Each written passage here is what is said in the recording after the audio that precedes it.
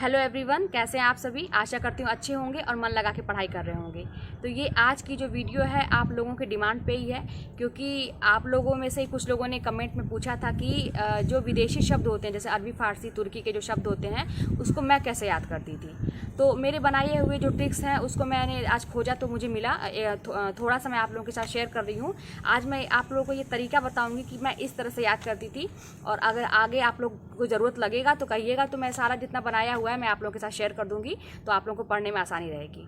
तो आज हम लोग इसमें यही पढ़ेंगे, विदेशी शब्द जो थे अरबी, फारसी, तुर्की के जो शब्द होते हैं उसको कैसे हम याद करें। और इसके पहले जो है कुछ आप लोगों के प्रश्न हैं। मैं हमेशा कहती हूँ कि आप लोग अपने प्रश्न पूछा करें, तो जितना हो सकेगा मेरा जो अनुभव है मैं उसी हिसाब से आपको जवाब दे सकती हूँ।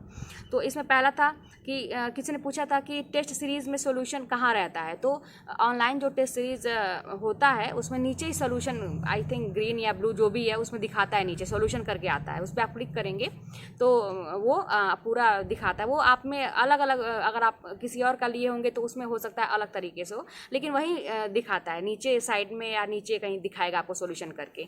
फिर किसी ने पूछा कि पूरी बुक याद करना कठिन है, मोटी मोटी इतनी सारी बुक है और सारे की अलग अलग मोटी मोटी बुक है, कैसे याद होगा। और आपको पूरा याद हो गया था क्या, और इतनी पूरी बुक याद करना तो बहुत टफ है, नहीं हो पाएगा। तो ऐसा नहीं है, क्यों नहीं हो पाएगा, और याद थोड़ी ना करना है, अब उन चीज़ों को अपने दिमाग में बैठाना है, और पढ़ते पढ़ते वो चीज़ें अपने आप आपको याद कब हो जाएंगी आपको पता ही नहीं चलेगा। वो सारी बुक आपको अपने आप याद हो जाएगी, जैसा मैं बता रही हूँ। अगर आप लोग ऐसा करें तो ये मेरा खुद का अनुभव है कि वो सारी चीज़ें अपने आप आपको याद हो जाएंगी। हाँ, उसमें भी गलतियाँ हो जाती हैं, एग्ज़ाम में जब आप क्वेश्चन हल करते हैं तो उसमें भी गलतियाँ हो जाती हैं। मेरे तो ऐसे ऐसे प्रश्न गलत हुए थे कि मैं क्या बताऊँ, एकदम आसान आसान प्रश्न गलत हुए थे जो मुझे एकदम याद थे।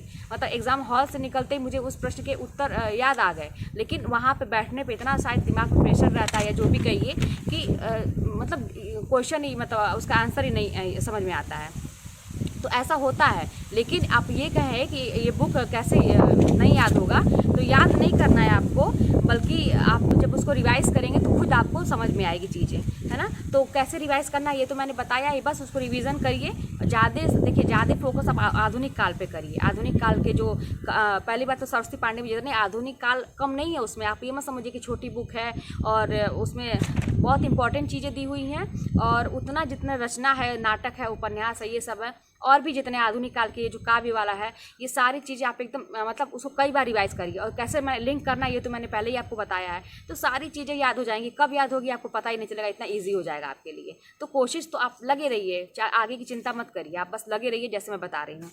इसके बाद जो है टेस्ट का था कि कुछ लोगों ने कहा कि मैंने लिंक दिया था आप लोगों को। मैं फिर बता दूं कि जो भारतेंदु युग का मैंने पढ़ाया था वीडियो, उसमें जो पहला वाला भारतेंदु युग का जो वीडियो था उसमें देखिए उसके डिस्क्रिप्शन में मैंने लिंक दिया था टेलीग्राम चैनल का, जिसपे ऑनलाइन टेस्ट होता है, रोज़ टॉपिक वाइज होता है, और पेड वाला भी उसी में आता है मैसेज। उन लोगों के कोई नंबर वो लोग देते हैं, उस पर आप संपर्क करेंगे तो वो आपको ऑनलाइन पे करने के लिए बताएंगे, और आप करके पेड कोर्स उनका ले सकते हैं। तो शाम को वो टॉपिक वाइज टेस्ट होता है ना।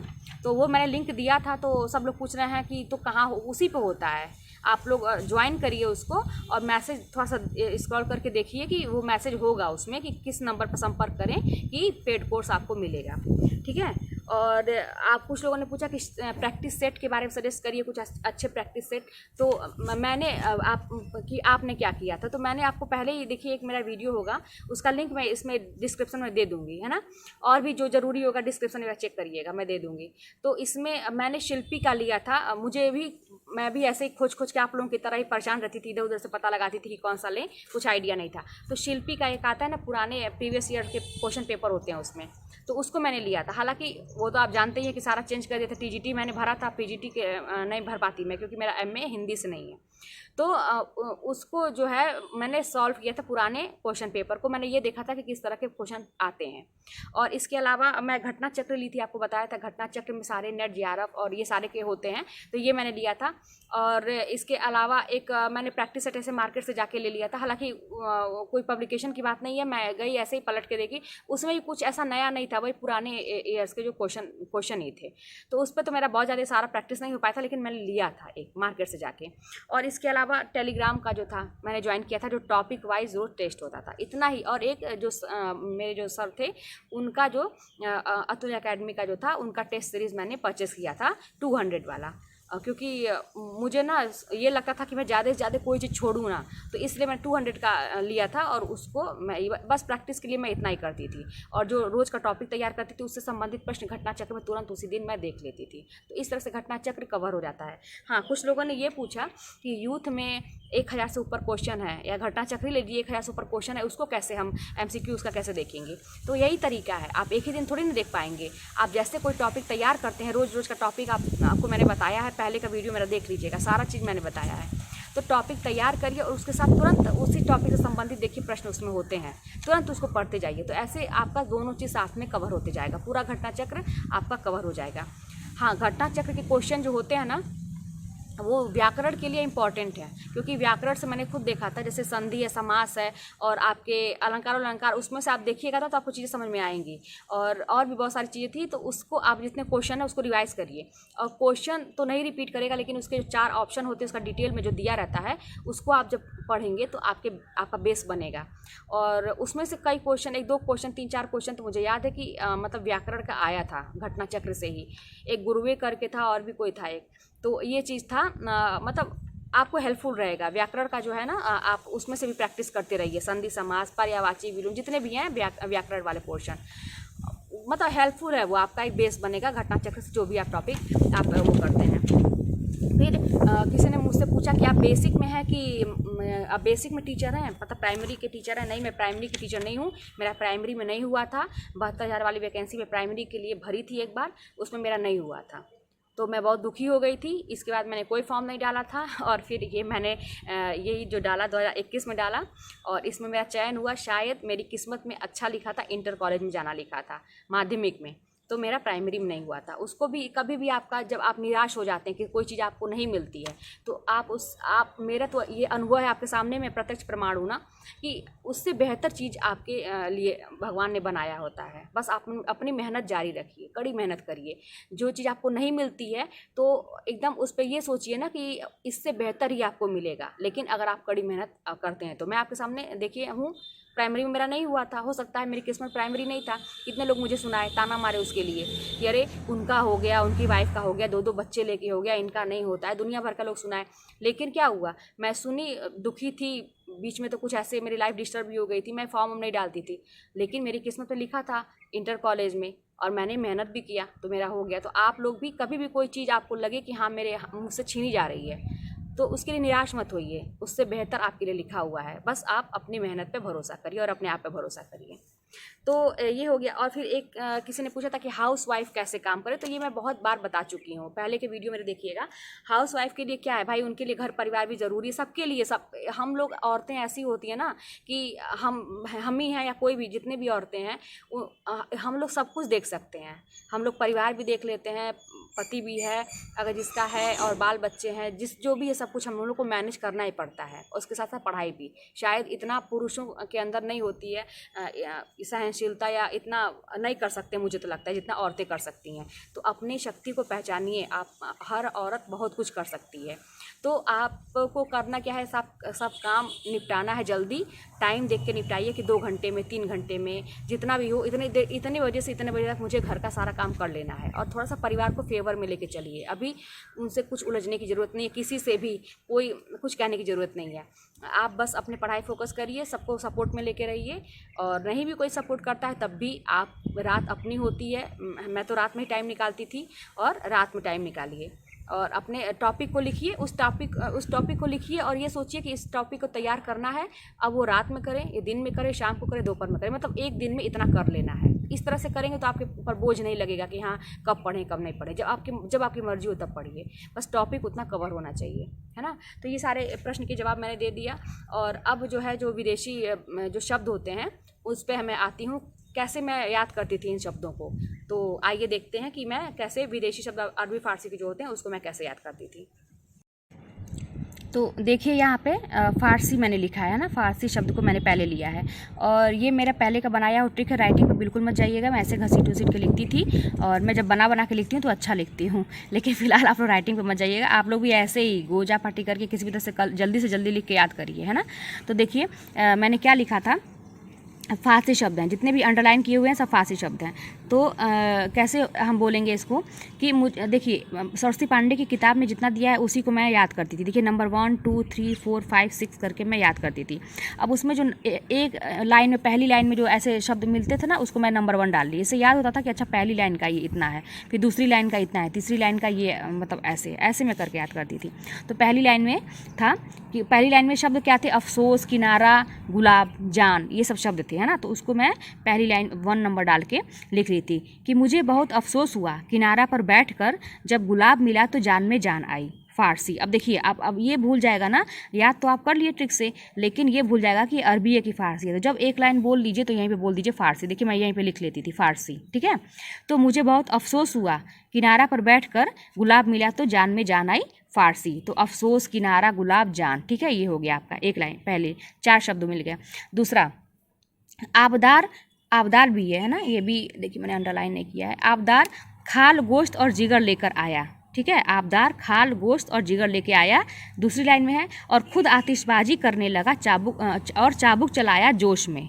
तो आबदार खाल, गोश्त, जिगर और आतिशबाजी, चाबुक, जोश, ठीक है। आबदार खाल, गोश्त और जिगर लेके आया। इमेजिन भी करिए, थोड़ा कहानी बना रहे हैं ना, तो थोड़ा इमेजिन भी करिए। और खुद आतिशबाजी करने लगा और चाबुक चलाया जोश में, फ़ारसी। फिर बोल देंगे फ़ारसी। अब देखिए मैं खामोश अदा से चादर बिछाकर तरकश चलाने लगी, है ना। तो खामोश अदा, चादर, तरकश, फ़ारसी। अब देखिए खरगोश आराम से चिराग लेकर तमाशा देखने लगा, फ़ारसी। तो खरगोश, आराम, चिराग, तमाशा, ठीक है। ये हो गया आपका। अब देखिए सभी खुश होकर उसकी आमदनी बढ़ा दिए और वह तेज़ दौड़कर गया चश्मा खरीद लाया। तो इसमें देखिए सभी खुश, आमदनी, तेज़, चश्मा, ये सब क्या है, फ़ारसी। फिर बोल दीजिए फ़ारसी लास्ट में, ठीक है। तो ऐसे ही जो है कि आप दोहराते रहेंगे और बोलते रहेंगे बीच बीच में, फ़ारसी, अरबी, जो भी है शब्द, ठीक है। तो ऐसे बोलते रहेंगे तो आपको ये नहीं भूलेगा कि किसका है। अब देखिए यहाँ पे तुर्की का कुछ मैं ऐसे याद की थी, जैसे तुर्की। तो तुर्की से दो अक्षर का शब्द है ना, तुर्की। तो पहले तो पहले देखिए दो अक्षर के शब्द कौन से हैं। तो उर्दू, कैंची, कुली, काबू, कुर्की, तोप, चाकू, कुर्ता, चोंगा, ये सब दो अक्षर के शब्द हैं। तो ऐसे मैंने ट्रिक, मतलब दिमाग में बैठा लेते हैं कि अच्छा ये दो अक्षर के शब्द हैं, तो ये तुर्की के हैं।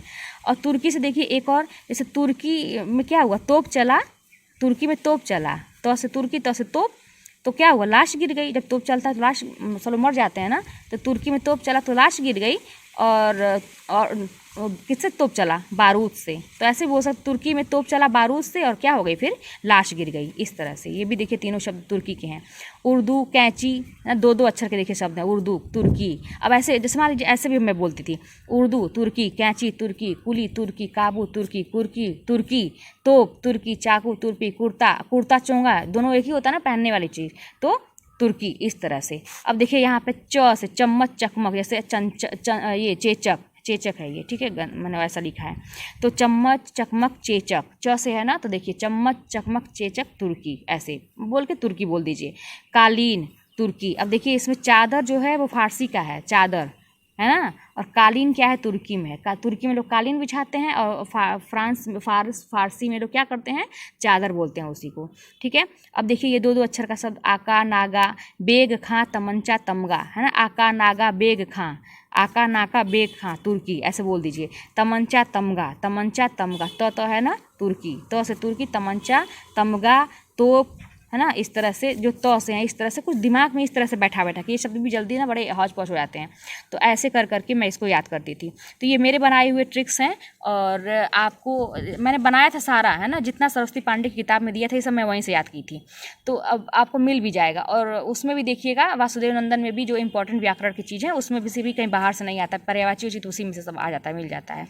तो मैं ऐसे की थी, और आपको लगेगा तो आगे मैं अपना सारा शेयर कर खोजूंगी, मैं इधर उधर कहीं ऐसे लिखी होंगी ये सब चीज़ों को, तो मैं आपको खोज के इस तरह से शेयर कर दूंगी आप लोगों के साथ, ठीक है। मैं सारा चीज़ मतलब आप लोग क्या ना पूरी किताब कैसे होगा ऐसे ही पूरी किताब को मैंने ट्रिक के लिंक कर करके एक चीज़ से पूरी किताब का मैंने लिंक बना डाला था, समझिए। नाटक, उपन्यास, कहानी सबका इसी तरह से मैं कर करके, और सारी रचना एकदम मुझे ज़बान पे याद थी कि कहीं से कोई पूछे, लेकिन तब भी गलतियाँ हुई थी एग्ज़ाम में, फिर मैं कह रही हूँ फिर भी गलतियाँ हुई थी, ठीक है।